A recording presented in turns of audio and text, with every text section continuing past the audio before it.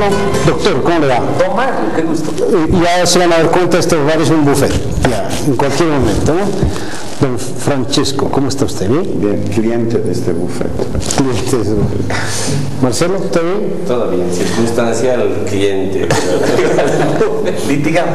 Mary Vaca, le doy un abrazo muy grande, está con una pequeña licencia casi obligada, pero me he permitido invitar a quien es el decano de la Facultad de Derecho y de Ciencias Políticas, don Franz Remy Camacho. ¿Cómo está, doctor? Bien, muchas gracias, el agradecido soy yo y me da la oportunidad de conocer las actividades que mi facultad está emprendiendo ahora. Bueno, creo que no va a ser tan así. Creo que vamos a hablar de temas que le preocupan a toda la gente. Por lo que recuerdo, Franz, te han elegido recién. Sí, voy a cumplir un mes y medio de actividades. Sí. Pero tienes una larga trayectoria en la universidad. Sí. Porque cuando entramos aquí a la... Te presento al doctor Camacho, lo conocen aquí, ¿no? ¿Sí? ¿Cuánto tiempo en la...? 31 años. 31 años en la cátedra. En la cátedra. Ha hecho... como... Yo puedo decir con orgullo y con gratitud que ha sido mi catedrático de Derecho Romano en primer año hace 30 años. Así. Conozco de su carrera, de su aporte a la educación universitaria y de sus logros en la profesión. Me alegra que esté con nosotros. Bien, el asunto es que me temo que no vamos a hablar mucho de la cátedra, un pedacito sí, porque es importante saber qué es lo que está pasando. ¿Qué les enseñan a los... Bueno, no quiero ser abusivo, agarrar y decir que les enseñan a los abogados, porque aquí está uno de ellos que nos acompaña hace tiempo y que es una transparencia en la ética y en la honestidad. Pero algo está pasando y estamos protestando hace mucho tiempo los bolivianos por el tema de la justicia. La justicia es como el árbitro en fútbol.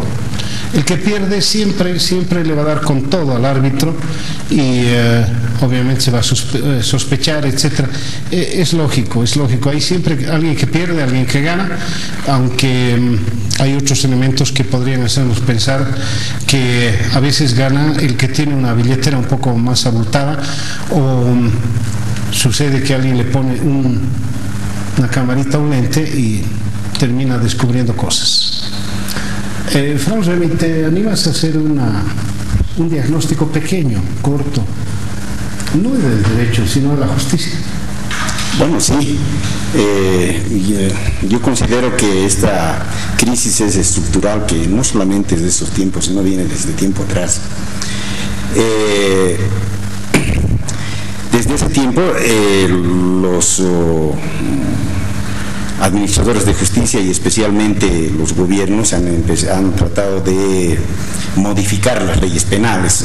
No nos olvidemos de las leyes Blackman, que han tratado de incorporar una serie de normas nuevas, la fianza juratoria, después vino una reforma del Código Penal, la ley 1670, la última ley 586, todas estas disposiciones, estas transformaciones jurídicas buscaban resolver tres problemas: la retardación de justicia, la corrupción judicial, la mora procesal, etc. Sin embargo, no se han resuelto a plenitud y creo que esto obedece a varios estamentos: a los operadores de justicia, a los abogados, a los fiscales. Y en esa tarea andamos todos en busca de resolver esta crisis judicial y esta crisis que se presenta en la administración de justicia, que desde luego a nosotros como facultad nos interesa también conocer y resolver, porque es en nuestras aulas donde se forman los abogados. No, ese es el punto, ese es definitivamente el punto. ¿Qué está haciendo la Facultad de Derecho? Claro, te enseña la Facultad de Derecho códigos deontológicos, pero a ser decente no, te tienen que enseñar la vida, tu casa, esas cosas, ¿no? Fran Remy, ¿has litigado alguna vez? ¿Ha litigado? Sí, soy o sea, no es abogado en la profesión libre desde que yo me he graduado de la universidad, he atendido a la cátedra y he atendido también la profesión. ¿Nunca te ha tentado ser juez? No he tenido esa posibilidad, ni tampoco he tenido la tentación de ser juez. Fiscal, nada. No creo que la carrera que he elegido es de la profesión libre. Porque Gonzalo Mendieta quería ser supremo alguna vez o no. No, jamás. No creo que se cumpla ese tu deseo. Ahora bien, la última pregunta de mi parte en este contexto a Fran Remy Camacho. ¿Cuán culpable es la universidad de lo que está ocurriendo? Bueno, tomando desde esa óptica, naturalmente los docentes y los estudiantes son partes involucradas dentro de este sistema de enseñanza-aprendizaje. Consideramos que lo primero que el estudiante de Derecho tiene que tener es vocación. Esa vocación que debe traducirse en esas potencialidades, aptitudes que el estudiante declara tener para poder ejercer la profesión. Con una vocación auténtica, las responsabilidades se las toma sin el mayor prejuicio. Y con una vocación auténtica, el ejercicio de esas responsabilidades que conlleva el hecho de ser abogado no requiere ninguna clase de reconocimiento material, más que el cumplimiento del ideal. Y ese cumplimiento del ideal es el ideal de justicia, pues quien tiene vocación de ser abogado tiene el ideal de luchar contra la injusticia. Pero si vamos sin vocación, naturalmente se producen estas deformaciones. Ahora, ¿cómo encontramos esa vocación auténtica? Encontramos que en estos tiempos el estudiante del colegio que sale bachiller no tiene una información completa de lo que es la carrera, de lo que es la profesión. En este último tiempo nosotros hemos implementado en la Facultad de Derecho una especie de docentes que van por los colegios y son abogados en el ejercicio de la profesión, que van a dar unas charlas a los estudiantes, y es un encuentro entre abogado en ejercicio con aquel futuro potencial estudiante de la carrera de Derecho. Entendemos que así debe transmitirse por lo menos lo que es la carrera de Derecho, para que el estudiante escoja y vea si tiene esa vocación, porque la vocación está sujeta a muchas cuestiones externas, ¿no? Quiero ser abogado porque mi abuelito fue abogado, quiero ser abogado porque mi tío es abogado y tiene mucha fortuna y se gana muy rápido dinero. Para que eso no suceda, yo creo que es necesario formar unas brigadas de docentes especializados en transmitir a los bachilleres lo que la profesión es en realidad, para que ellos puedan ver si es su vocación o no es su vocación. En estos últimos tiempos creo que en eso también ha habido un distanciamiento, un divorcio entre la universidad y la educación del bachillerato.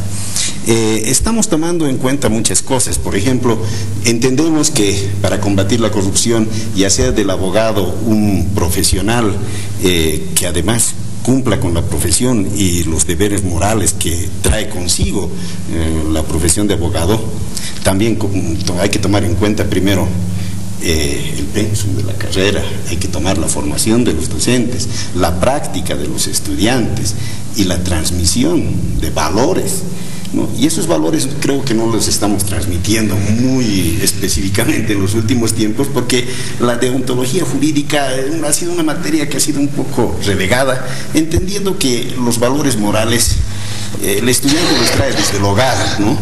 Pero en estos últimos tiempos, donde el padre y la madre están más abocados en obtener dinero para mantener la casa, ya los niños, los jóvenes, los estudiantes ya no se encuentran con los padres, ya no socializan, y creo que la transmisión de valores, porque el primer ejemplo del niño son los padres y luego son los maestros, ¿no?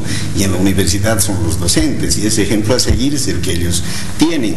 Entendemos que en nuestro tiempo, por esa falta de trabajo, falta de empleo, etcétera, los padres salen a buscar recursos para mantener a la familia, y el niño ya no se encuentra con sus padres y no tiene esa formación de valores, y eso es un poco también lo que va acentuando este problema de que el abogado no sea un profesional que tenga esa ética y esa formación de valores de manera plena y pueda ejercer la profesión de una manera, diremos, eficiente.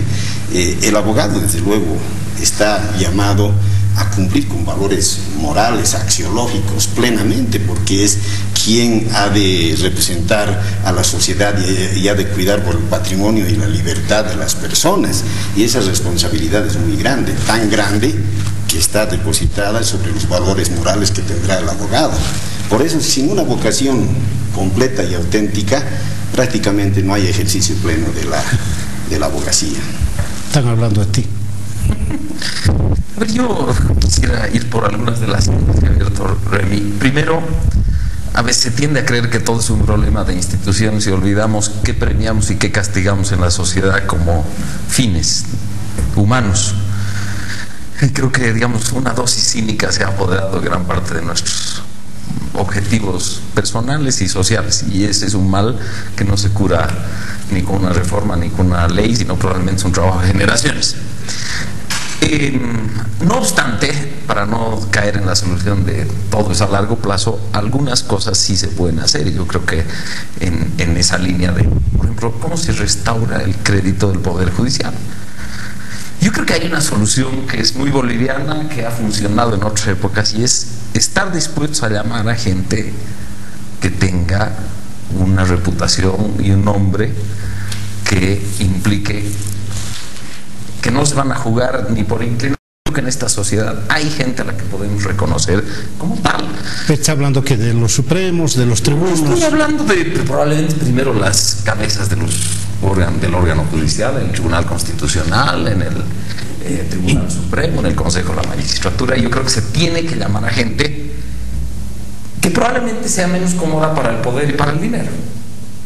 Un presidente que puede ser comparable con Evo Morales, don Bautista Saavedra, nombró presidente de la Suprema a don Luis Paz, un viejo patricio, un hombre que había pasado por la Suprema, etcétera, y que a la primera cosa al primer recurso de un gobierno tan fuerte como el de Bautista Saavedra y con apetitos de poder total, se animó a ponérsele al frente. Y recurro a estos ejemplos. Creo que hay ejemplos menos remotos. Creo que la Suprema que presidió Rodríguez Belcé, donde estaba don Armando Villafuerte, etcétera, fue una buena Suprema. Y creo que el país ya tiene recetas sobre las que transitar. Son recetas, obviamente, que implican que el propio poder admite ciertas limitaciones. No sé si este es el mejor clima en el que esas propuestas vayan a ganar terreno, pero sí hay un camino por el que podemos transitar. Una segunda faceta, creo, de lo que tenemos que hacer es, no solo los casos notorios tienen que ser casos en los que venga el castigo a la impunidad, o en el que la impunidad se demuestre no ser tal, no solo cuando hay un video. Si hubiera más riesgo para los que cometen delitos dentro del Poder Judicial, litigantes y jueces y fiscales, creo que sería menos fácil que ocurriera lo que ocurre hoy de un modo pandémico. Es un mal que corroe a la sociedad y que le da poca confianza para solucionar institucionalmente los problemas. La institución boliviana es el bloqueo, la institución boliviana es la presión en la calle, no el ir a los tribunales ni solucionar, por alguna razón también, no solamente porque somos un pueblo díscolo. Yo creo que ese es un segundo tema. Y un tercero, quizás de una convicción del Estado menos creída, de que reformando el Código Penal 100 veces vamos a meter miedo y la gente va a corromperse menos. Creo que a veces los trabajos tienen menos que ver con redactar hermosas leyes o brillantes discursos que con dar ciertas señales de que vamos a transitar por un camino distinto. Esas señales probablemente tienen más que ver con los actos que con las palabras escritas o habladas. Y yo creo que hay modos que el país ha dado varias veces en que se puede reconducir incluso una crisis tan honda como la que vivimos. En todo caso, te reboto esa pelota que has dejado botada en el área. Gonzalo, tú tienes muchísima experiencia en derecho ya. ¿Aceptarías el Supremo? Yo no tengo ninguna experiencia. He trabajado una semana como auxiliar de la Corte Nacional del Trabajo, hoy inexistente. Es mi única experiencia judicial, o sea que creo que esa no es sería... una coartada. No, o sea, no, es que la verdad es que uno... Es que es bueno decir, muchachos, sean jueces, hay que escoger a los mejores, pero tú no. Es que yo creo que hay gente que tiene más experiencia que yo y creo que sería un flaco favor a este programa comenzar a promover a un... No, aquí, no lo voy a decir aquí. Pero no, estoy haciendo teoría. No, por favor, pero o sea, para no hablar de gente que no tiene incluso ninguna incursión en los medios, pero que creo que en la profesión, en la propia carrera judicial es respetada. Creo que hay mucha gente que es menos notoria hoy. Debo ir a un corte, luego vamos a hablar con Francesco y con Marcelo, pero voy a dejar la pelota en la cancha de Fran Remy, ¿ya? Bueno, ya que no está en los medios, a veces va alguno, etcétera. Fran Remy, ¿aceptarías el Supremo? Me lo responde después, ¿está bien? Vamos a los mensajes, por favor. Bien, gracias por seguir con nosotros, estamos en el Pentágono. Remy, ¿quieres contestar ahorita o voy a dejarlo para seguir pensándolo? Voy a seguir pensando. Bien, una maravilla. Marcelo. Bueno, a ver, siguiendo un poco la senda que trazaron desde el decano Gonzalo, yo veo más o menos este problema desde la ciencia política, además, dicho sea de paso, porque la única materia que pasé en derecho era derecho constitucional y derecho internacional público. Entonces, más allá de eso, proceso como tal no desconozco, ¿no? Pero una óptica más politológica me hace pensar que hay dos vertientes aquí dentro del problema. Una sería una referida al modelo institucional, de lo que hablaba un poco Gonzalo al principio, de los hombres, el personaje, es decir, las reglas de juego como tal, por las cuales debería el Poder Judicial manejarse, ¿no? Y ahí siempre se cae en el peligro de el común entender es que cada gobierno moldea el Poder Judicial respecto a su gusto, ¿verdad? Hay siempre la tentación, en unos más que en otros, obviamente, ¿no? Esta es una cosa que es casi común. La siguiente, que me parece que es más fuerte, pero que nos involucra ya a todos, es una cuestión que tiene que ver con prácticas cotidianas de cultura política que tenemos, ¿no? Y respecto a lo que ha pasado este último tiempo con el video, ahí me viene a la mente esta escena de la sátira clásica española del Lazarillo de Tormes, donde está el Lazarillo con el ciego y el ciego recibe un racimo de uvas que le regalan y el ciego decide compartirla con el Lazarillo. Entonces le dice, vamos a comer por partes iguales, le dice, de una uva en una uva ambos, hasta terminarla, dice. El Lazarillo le dice, vale. Empiezan a comer y el ciego come las uvas de dos en dos. El Lazarillo se da cuenta y no dice nada. Entonces empieza a agarrar de tres en tres las uvas hasta terminarlas. Cuando terminan, el ciego le da un golpe al Lazarillo y el Lazarillo le dice, ¿pero qué pasa, amo? Le dice, me has mentido, me has hecho una trampa. Le dice, ¿por qué? Porque yo he empezado a comer las uvas de dos en dos y tú no has dicho nada. Y tú has empezado a comer las de tres en tres, le dice, ¿no? Entonces, ¿qué quiero decir con esto? Con el video a mí me parece que más allá de mostrar una especie de reivindicación o una especie de protesta contra el sistema judicial, yo creo que es más bien una especie de ejemplo de demostrar quién es más astuto, quién tiene más, quién está por encima del otro. Tú me haces una trampa, yo te voy a hacer el doble de la trampa de la que me has hecho, ¿no? Es como una especie de práctica cotidiana que la tenemos arraigada de, más allá de pensar idealmente cuáles deberían ser las reglas generales por las cuales deberíamos manejarnos en la universidad en general y en la vida cotidiana. Si tú me haces algo, yo voy a intentar hacerte el doble, ¿no?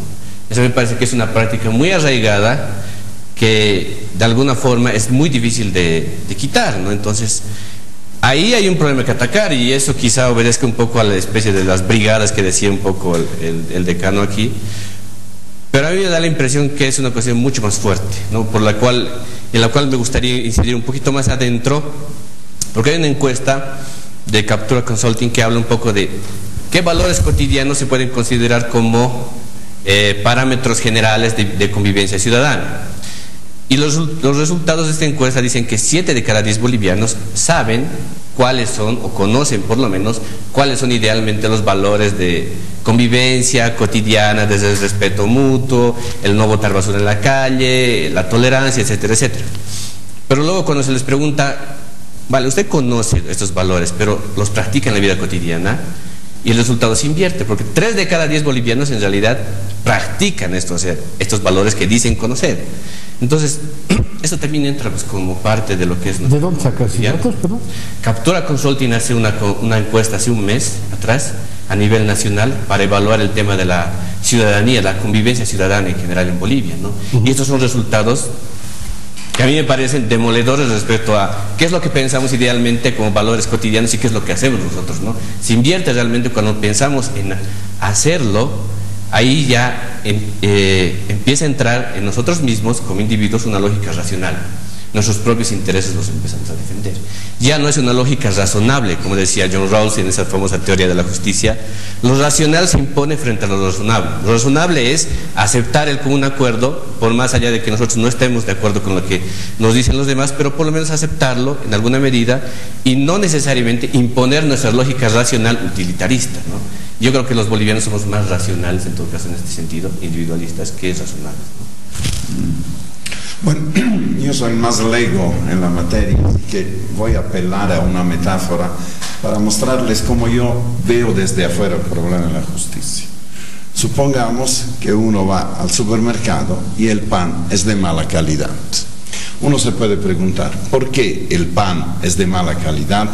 ¿Por qué la justicia está en crisis? Por ahí va. Uno puede decir, porque la harina está mal. Ha insinuado algo el doctor Camacho, ¿no? Que las familias no inculcan valores en los hijos, entonces de ahí ya vienen de alguna manera viciados, digamos así. Uno podría decir que la culpa es del horno, ¿verdad? Y el horno es las facultades de derecho. Y yo creo que hay mucho que trabajar en eso. Derecho es la facultad o la carrera, digamos, más común en la República, en el Estado plurinacional de Bolivia. Cada ciudad tiene una carrera de derecho, a veces universidades estatales, universidades privadas, públicas, católicas, todo. Yo me acuerdo que cuando la católica abrió la carrera de derecho, yo me pregunté también a alguna persona que estaba en el negocio, ¿por qué? Si ya hay bastante.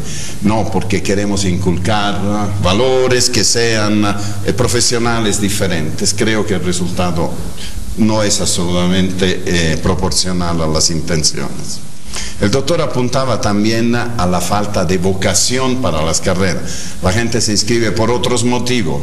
Él ha dicho motivos muy nobles, porque ya tiene un bufete, mi abuelito, mi tío, o saben muy bien cuáles los motivos mejores, porque se hace plata fácil y rápido, ¿no? Si fuera solo una cuestión de vocaciones, entonces sería una cuestión de discernir bien, ¿no? La gente que va. Entonces, la pregunta a la cual me responderá después.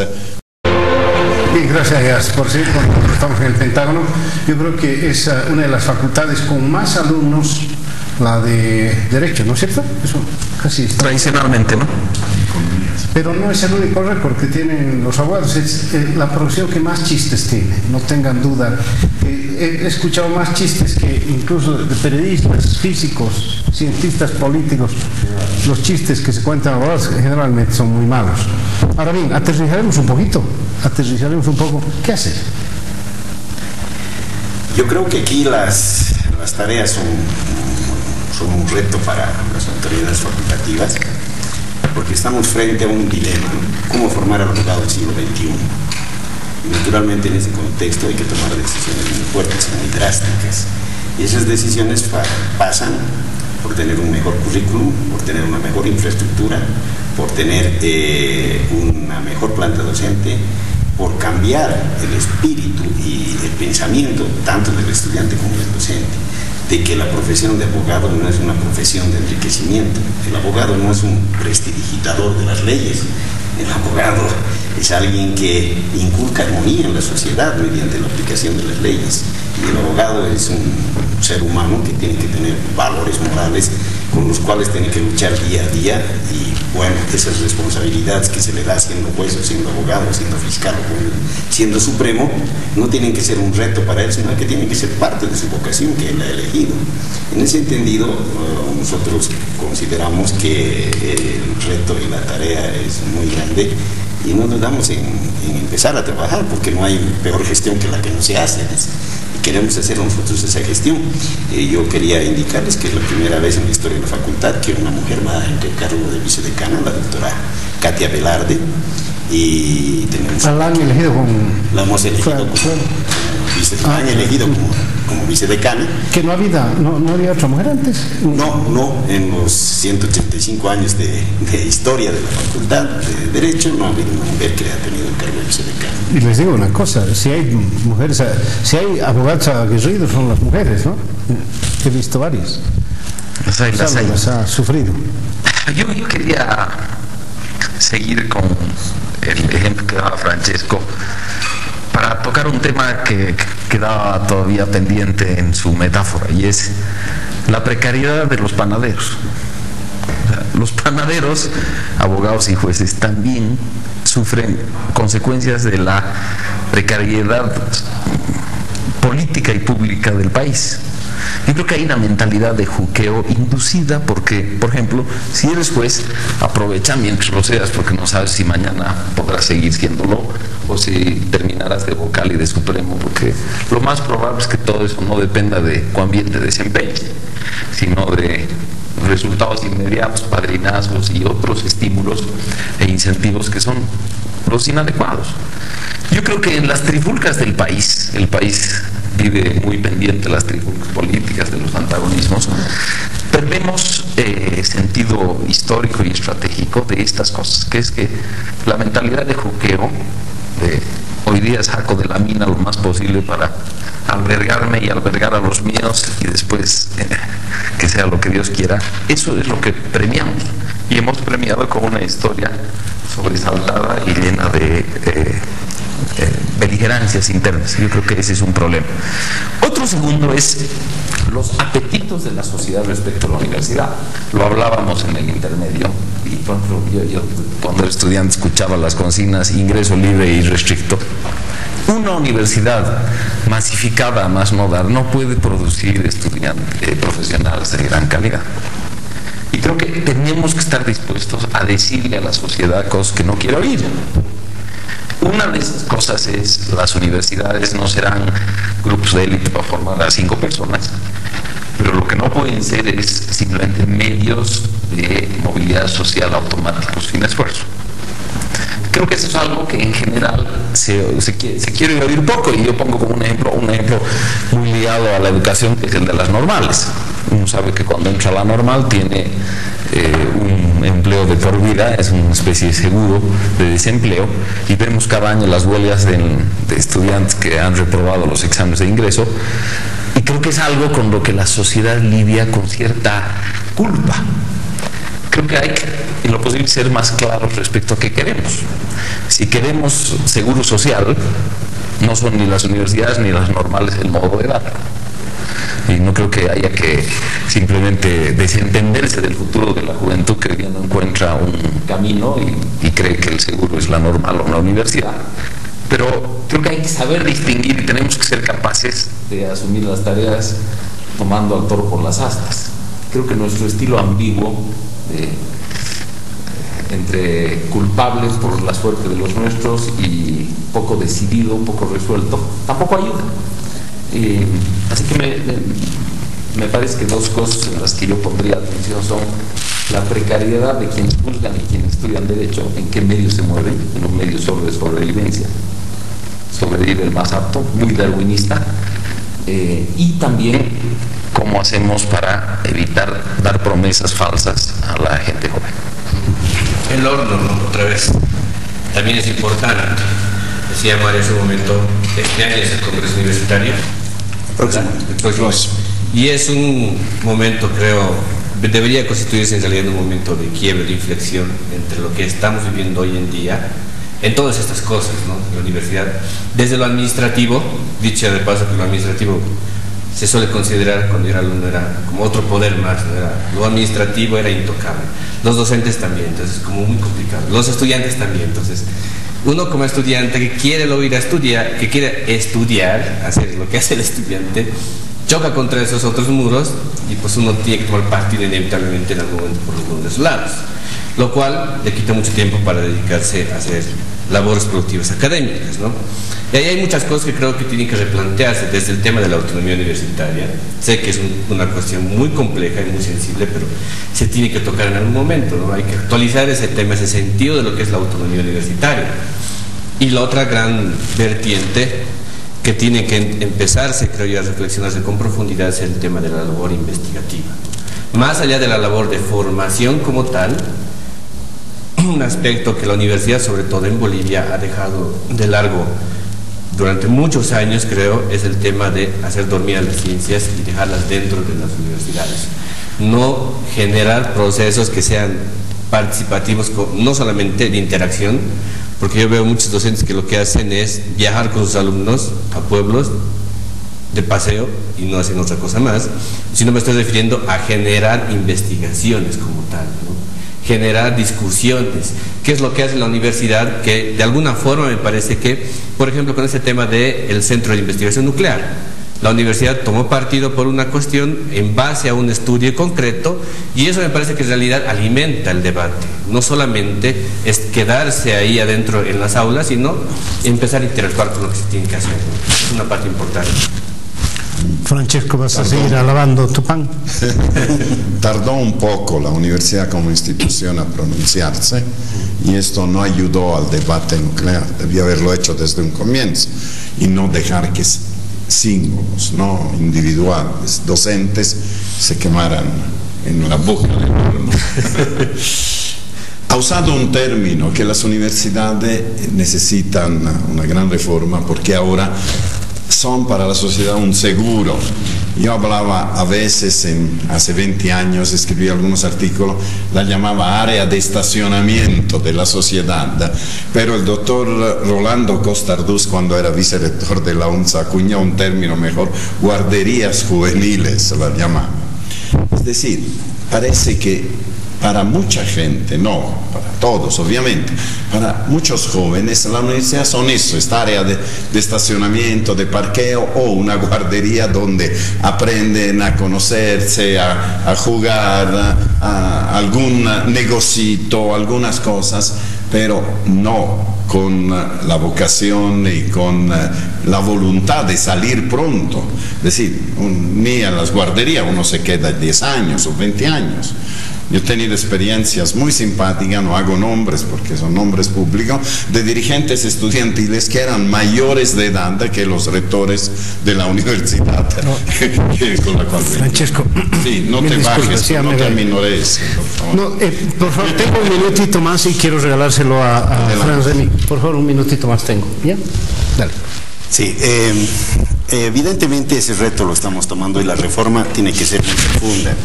En ese entendido, por ejemplo, en la Facultad de Derecho ha sido la primera facultad que ha instituido el defensor del estudiante, para que haya un control del estudiante hacia el docente y del docente hacia el estudiante.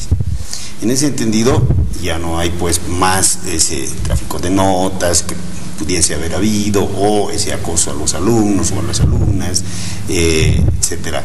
El estudiante está plenamente garantizado con este defensor del estudiante en su estadía en la facultad, y está en la libertad de poder denunciar al docente que tenga un mal comportamiento, o que no le entregue las calificaciones o los exámenes, etcétera.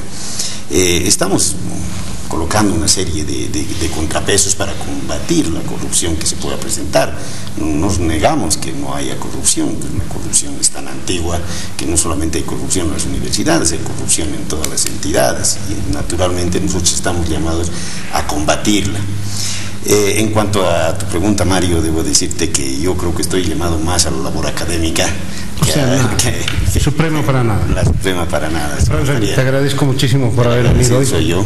A ver si podemos invitarlo algún rato al rector, porque creo que la charla sobre la justicia la hemos cambiado a la universidad, y les agradezco sobre todo a la universidad, al canal universitario que nos abre esto. No quiero olvidarme del Instituto Boliviano de Opinión Pública y Medios de Comunicación, que nos da la posibilidad de subir esto inmediatamente al YouTube, y nos pueden ver en cualquier parte del mundo. En Bolivia creo que ha sido enriquecedor. Te agradezco mucho nuevamente, Marcelo, don Gonzalo, don Francesco. No me quedó claro lo del Lazarillo de Tolmes, en todo caso me lo voy a explicar después. Yo lo sabía con Stevie Wonder. A ustedes por habernos seguido, será hasta el próximo domingo.